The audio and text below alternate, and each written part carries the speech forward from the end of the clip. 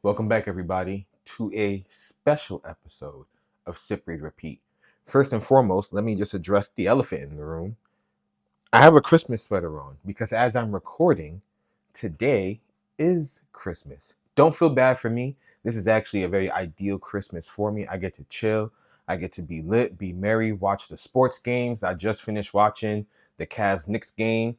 That was a hell of a game. I did miss most of the fourth quarter because I was getting around to get ready to record, but that was a great game. I was trying to put on the Commanders Cowboys game in like my office room, but the TV I'm using, I have to like stream it on the TV, like from my phone. And for whatever reason, Netflix won't allow me to stream the live event. Like the connection between my phone and my Chromecast work fine, but when I go to play that, it doesn't work. Anything else works, but not the live event. So I'm a little sour about that, but that's neither here nor there. I got up right now, RDC playing Marvel Rivals just like to the side right now. Like I said, I've been chilling. It's been a great day. It's still sip, read, repeat. So you know I got a drink to my left here. I got some water. And to my right, I don't want to keep it on screen. Last week or the 19th was my birthday. And my girlfriend and some friends of mine, we went to do Lasertron, which was amazing. And there was an international market next to the one we went to. And anyway, long story short, we found these Schweppes like 1 liter size bottle with flavor of bitter lemon. I've never seen that before. I thought it'd be more like a bitter lemon ginger ale, but it's like a fizzy lemonade, but it tastes amazing because it's not on the sweeter side of the lemonade, it's more on the tart side. When I first tasted it, I thought, man, this would taste good with some tequila. So on Christmas Eve, I bought some tequila knowing I'd be chilling and, just doing whatever today to mix with this bitter lemon. And it tastes amazing, but it was missing something, just a little spice. So I put just a skosh of cayenne pepper in here. This is 1800 tequila with the bitter lemon and some cayenne pepper. It's good. Maybe I should have put the cayenne pepper on the rim, but I didn't really want to. It's still a really good beverage.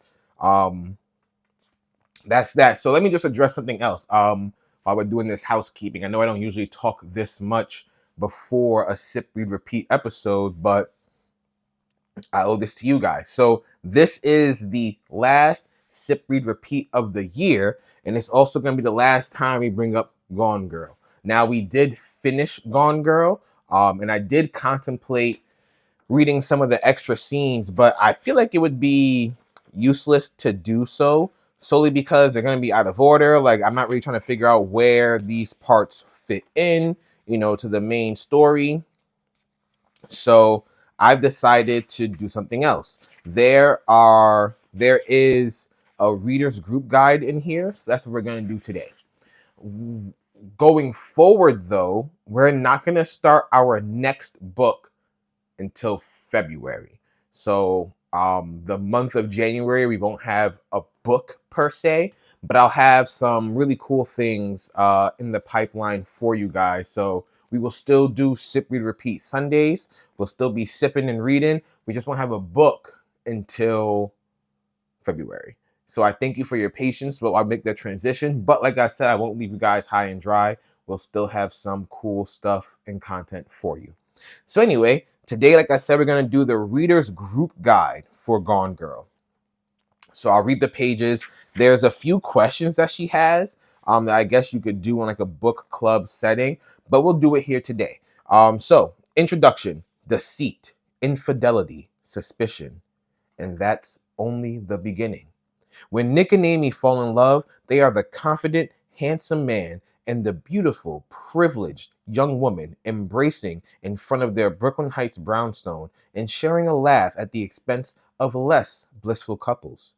Eventually, their picture-perfect union falters.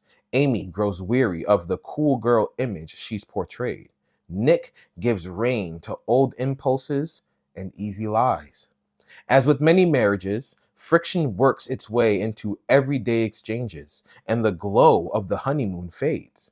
But with Amy and Nick, that fracture takes a much darker turn. In a story full of surprising twists, Gillian Flynn's Gone Girl tracks the course of a marriage gone spectacularly wrong. For the protagonist, it's a psychological battle with everything at stake. For the reader, an excavation of human failings and incredible depths of betrayal, and a mystery of whose resolution is every bit as troubling as its beginning. In order to provide reading groups with the most informed and thought-provoking questions possible, it is necessary to reveal important aspects of the plot of this novel. If you have not finished reading Gone Girl, we respectfully suggest that you wait before reviewing this guide. Now, we have finished Gone Girl, so we'll tackle this. And before I do, actually, I wanted to talk about this. So after we finished the book, like later that weekend, I had my girlfriend here, and I was like, hey, like, do you mind if we watch the Gone Girl movie? Because now that I finished the book, I really want to go back and review the movie. So we did. And the movie did the book an injustice. Now, the movie does do something the book doesn't do, and it gives us a lot more insight into the police side of things. Like, we see more of their investigation, but there's a lot of things changed, a lot of people removed, and I can understand why, right? Like, there's a decent sized cast of characters in the book itself.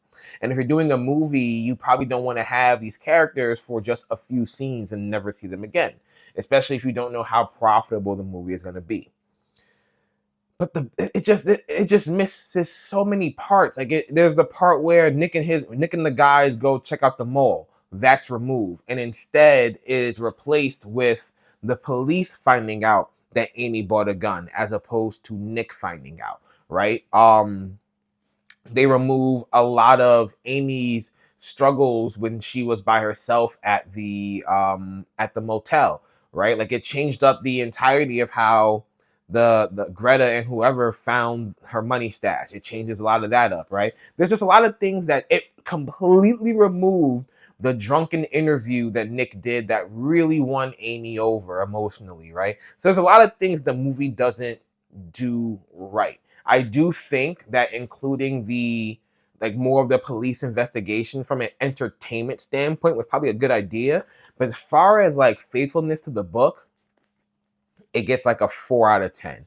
And as far as a movie itself, I would give it a 7 out of 10. You know, it wasn't a bad movie. If I never read Gone Girl and just watched this movie with no idea what was going on, yeah, I probably would have enjoyed it. I would have enjoyed it a little bit more. But as someone who's read the book and then watched the film, don't waste your time with that adaptation. So, questions and topics for discussion. Like I said, there are 20. And I probably won't cover all 20 today, but we'll see. Question 1. Do you like Nick or Amy? Do you find yourself picking a side? Do you think the author intends for us to like them? Why or why not? So I would say, but this is my second read through, so I knew about the whole twist, right? But even reading it, I will say there were times where I definitely thought Nick was cool, and then he was just the villain throughout the entire story, and I felt really bad for Amy because she had to deal with such an asshole like him. And I did find myself picking a side, at least in the beginning. But once it was revealed that Amy was the villain all along, and she is very like a master manipulator, I couldn't like either of them, because Nick was still a cheating dick, and although he wasn't a super villain, he's still the villain to Amy. Amy, to me, is unlikable. She is a super villain. She is very much driven by revenge, and that's not a very likable trait in a person. I do think the author intends for us to side with Amy more in the beginning as opposed to Nick, and I can see that Nick definitely tries to have redeeming qualities as he's attempting to win Amy back, but I don't like either one of them.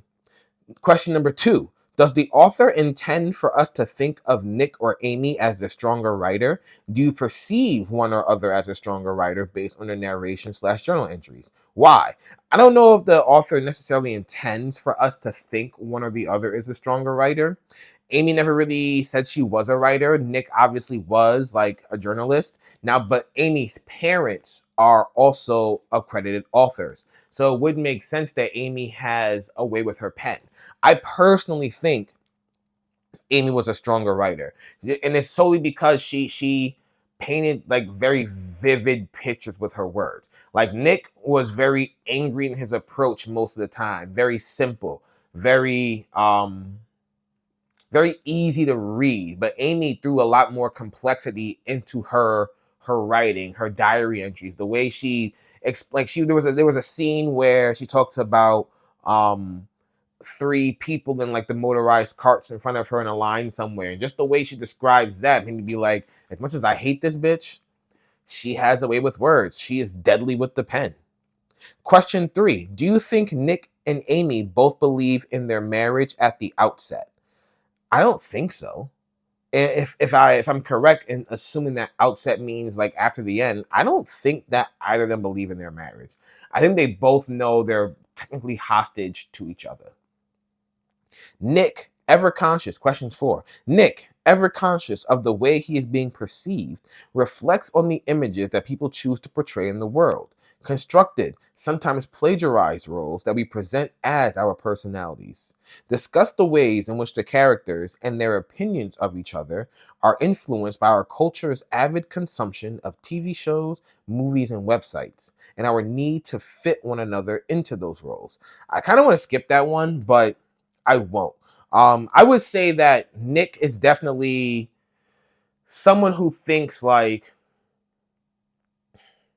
I want to say that he wants to be the stereotypical guy, like stereotypical man in his relationship, but he just can't figure out how to, especially because he didn't have good role models growing up. Like it seems like his dad wasn't the greatest role model. I'm not really sure about his pop culture like influences, like what TV shows and movies and music like really influenced him to be the adult he is. But I do think that by him watching his father, he tried to be the exact opposite of that man. His father was a very nasty man. And I do think Nick tries his best to avoid fitting in that mold. But unfortunately, the apple doesn't fall too far from the tree. And Nick does ultimately turn into his father. Just a bitter, angry man, mad at the world and mad at women who are potentially and probably almost definitely smarter and more accomplished than he is. Discuss Amy's false diary, both as a narrative strategy by the author and as a device used by the character. How does the author use it to best effect? How does Amy use it? The false diary, I think, is one of the greatest things this book does. And Gillian Flynn has this way of weaving past and present. Like I'm currently reading Dark Places, and the way I don't remember how Sharp Objects was written, but the way she weaves past and present is just so flawless, because you would get Nick's problems with the present and how he's dealing with that and how he just seems so coy, and then you would get this picture painted by Amy that really can either shift your perception of Nick in a negative way or shift your perception of Amy in a positive way, because obviously not once did Amy really paint herself as the villain, and we only have Nick's account of the present day. We don't have any accounts of the past realistically, right? So I think as a narrative strategy, it's amazing, and as a device for the character, it allows you to continue to sympathize and empathize with her and have you say, "Oh, poor Amy," while also continuously villainizing Nick, which was I think amazing. What do you make of Nick's seeming paranoia on the day of his 5th anniversary, when he wakes up with a start and reports feeling, "You have been seen"? I don't... What?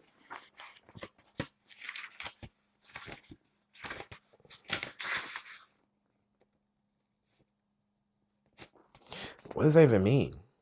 When he wakes with a start and reports feeling, "You have been seen." I'm going to skip that one. That question doesn't make any sense to me.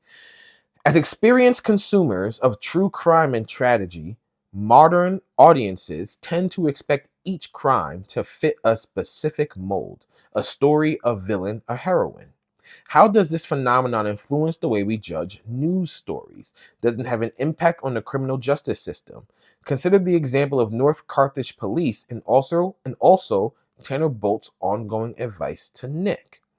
Experience consuming true crime and tragedy, modern audiences tend to expect each crime to fit a specific mold, a story of villain and heroine. So how does this phenomenon influence when we judge news stories? I think when you hear certain stories, you automatically are gonna paint someone or a particular person in that light, right? Like Amy being missing, like she said, like the book states very, very clearly, the first and obvious choice is almost always the husband. Like there's that real life crime where that one guy like went out on a jog and came back and claimed his family was missing or his wife was gone, but we find out that he killed his entire family because he had a mistress, right? And I think even something like finding out that Nick has a mistress also puts in your head like, oh yeah, he fucking killed Amy. It's so obvious he killed Amy because he needed a reason to get away, right? Um, so I do think it has an impact on the criminal justice system, obviously, because I'm black. You feel me? If someone said I committed a crime or if I was accused of committing a crime, I'm sure that most police would automatically assume I committed that crime just off the color of my skin. So unfortunately, yeah, we do look at certain individuals and automatically paint them in a certain picture when it could be the other way around.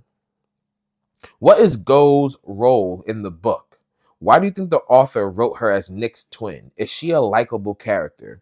I think Go is likable. I think Go serves as a reminder of potentially you need to trust your family. Like I think throughout this entire thing, the reason why Nick was fucked from the beginning, like I don't have a twin. I have a younger brother. He and I are 15 months apart, right? And I think that if he and I lived in the same state or had a similar relationship as Nick and Go, where we owned a joint business venture together, and if I were married and cheating on my wife the same way Nick was, I would have told my brother.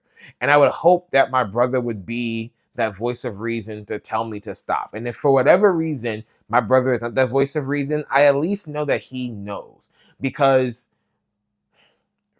honestly, he could also help me build an alibi, right? Like Go is so lost this entire story because she wants to believe the best in her brother, but every piece of new evidence that rears its ugly head continues to show her she has no idea who or what Nick is or what he's capable of. And when she does find out that he's cheating on his wife and how long she kept it from him, it breaks her. So I think it serves as a reminder that like we as humans are so fickle and we need to remember that we have people in our corner. Like he had Go in his corner throughout the right and the wrong. And he did not take advantage of his relationship with her because she should have known everything. Like we should have been more shocked by the infidelity than she was.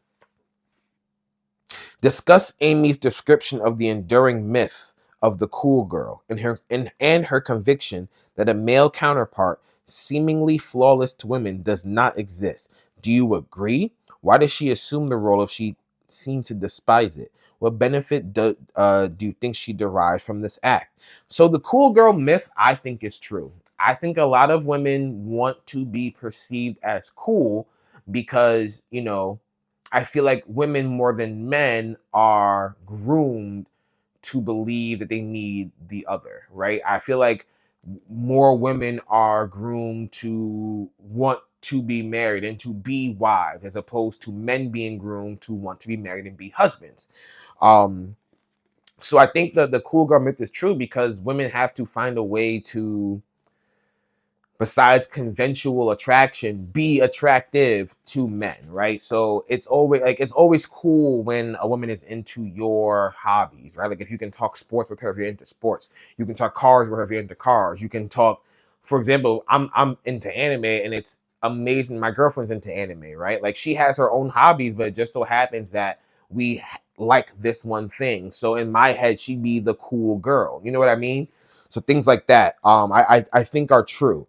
And and her conviction that a male counterpart seemingly flawless to women does not exist. I also agree with that because men are simple, fickle people. Like I think a man can find his quote unquote perfect woman, but I don't think a woman will ever find her quote unquote perfect man because there's always going to be that one thing, one or two things that a man does or he likes that just won't vibe with his girl. And I think she assumes the role, especially because she's trying to be the exact opposite of Amazing Amy. Amazing Amy is her parents' depiction of what Amy should be, and Amy decides, you know what, I'm gonna be something very, very different. And what does she benefit from this? I think the idea that she's better than she is, right? Because now she has three personalities. She has the Amazing Amy personality and persona her parents made. She has the real Amy, who's the supervillain deep inside, but she has the Amy that she portrays to others. So she has a lot of masks that she can don. Is there some truth to Amy's description of the dancing monkeys, her friends' hapless partners who are forced to make sacrifices and perform sweet gestures to prove their love? How is this the counterpoint to the cool girl? I do think dancing monkey is a thing, right? Now, I'm not saying that a man shouldn't do what makes his girl happy. Both sides should. However, there are also those guys out there who are, for lack of a better word, so whipped that they don't have a backbone and all they do is what their wife says.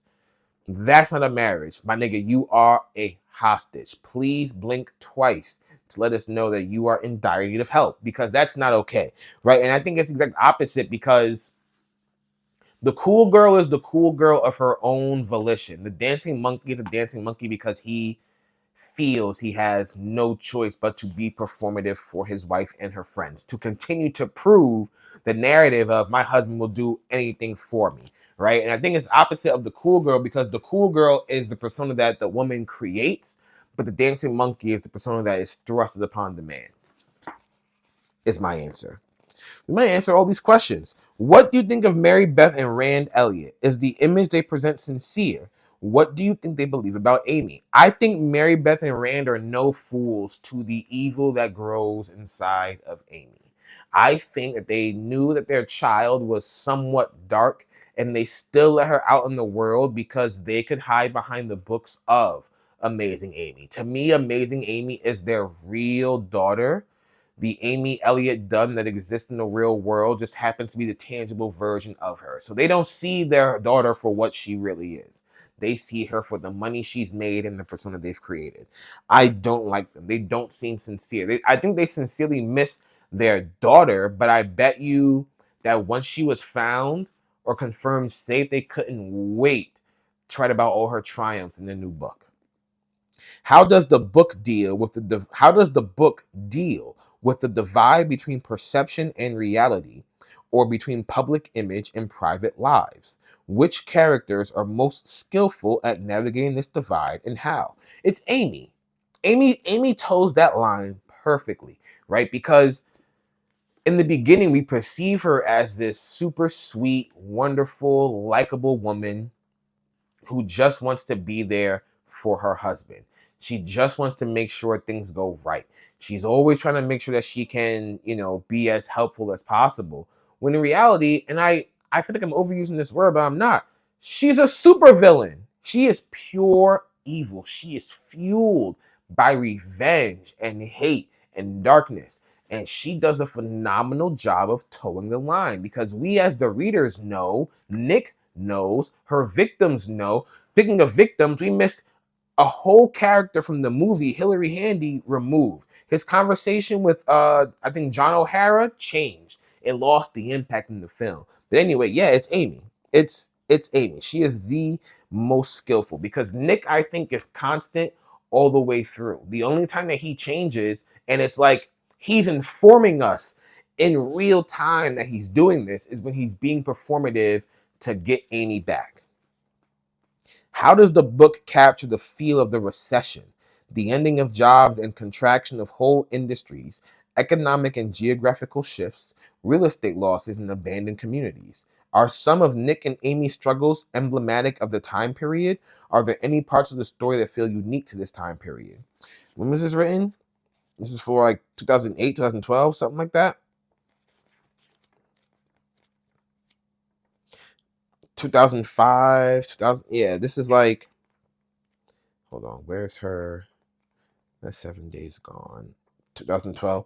I don't know. I was still pretty young. 2012, I was in college, but '05, I was still in junior high. So the only thing I can think of when I think of recession is not a lot of jobs, and both of them lost their jobs. I don't think I'm as equipped to answer that question, except I think it's actually interesting now post COVID because they had that abandoned mall.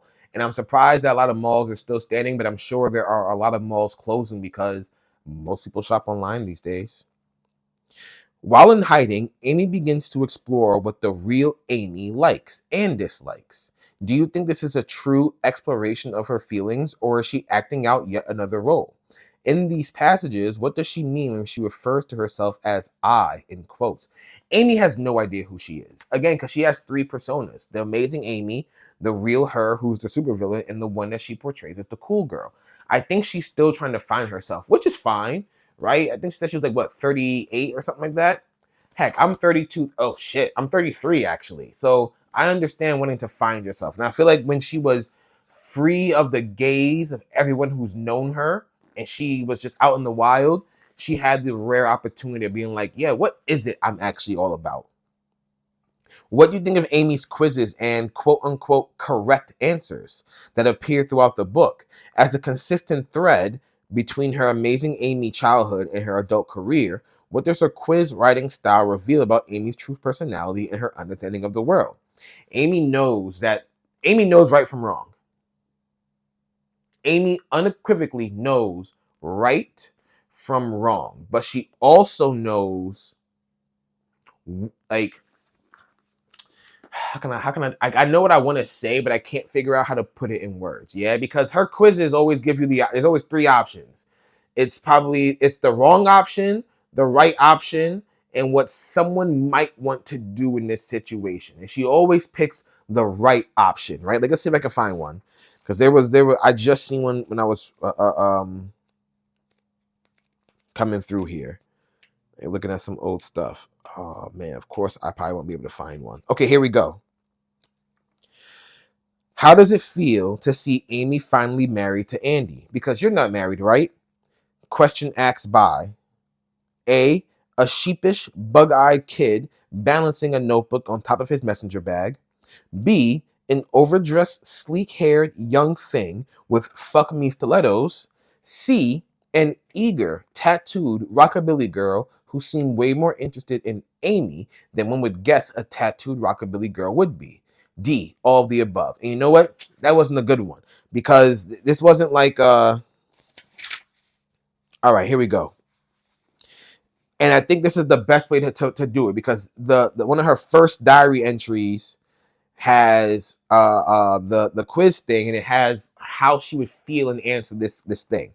So the boy in I met a boy. I didn't break my hold on. Let's start from the beginning. I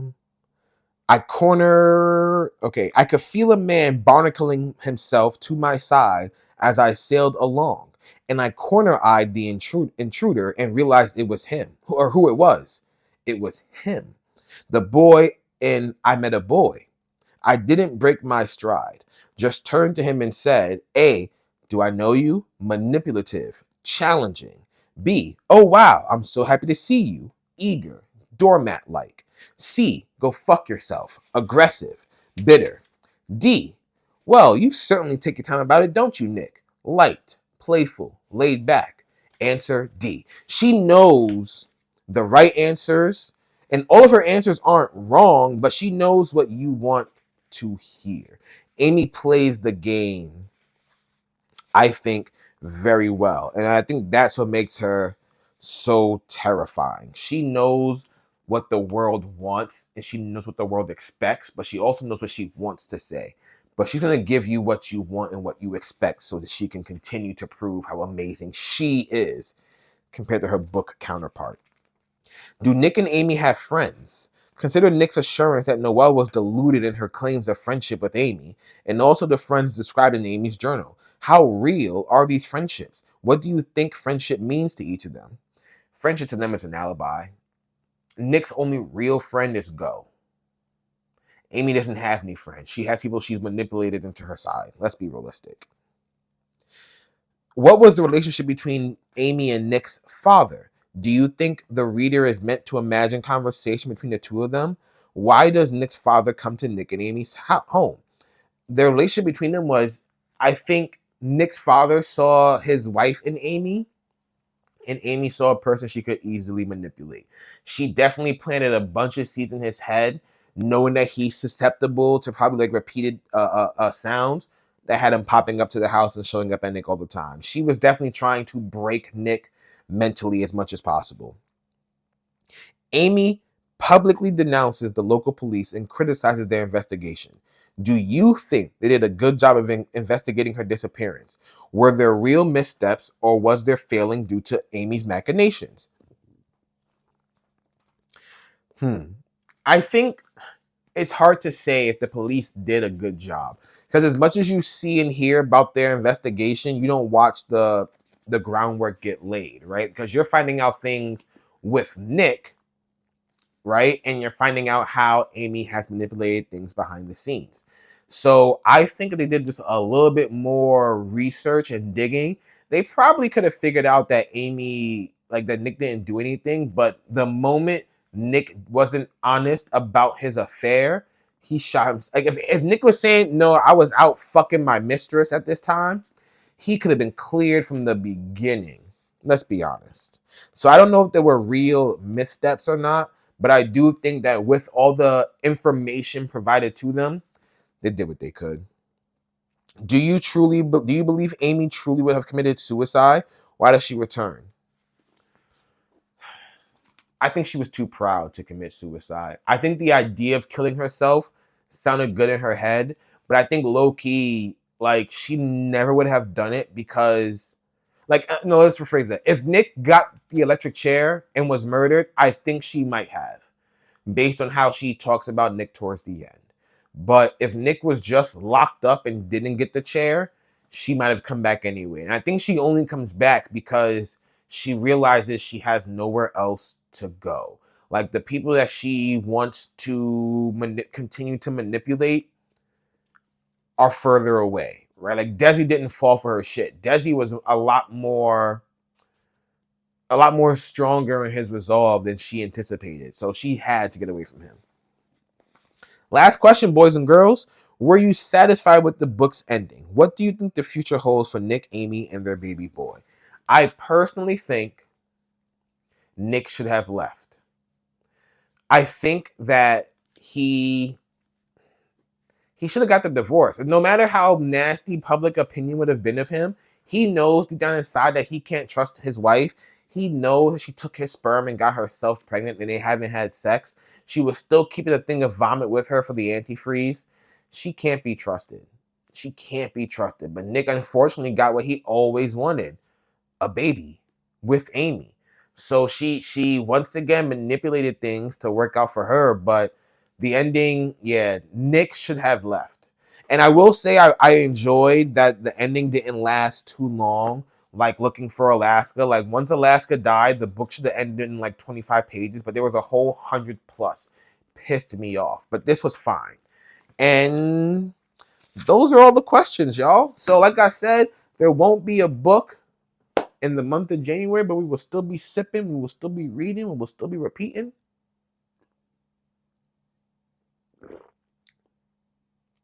This drink is good.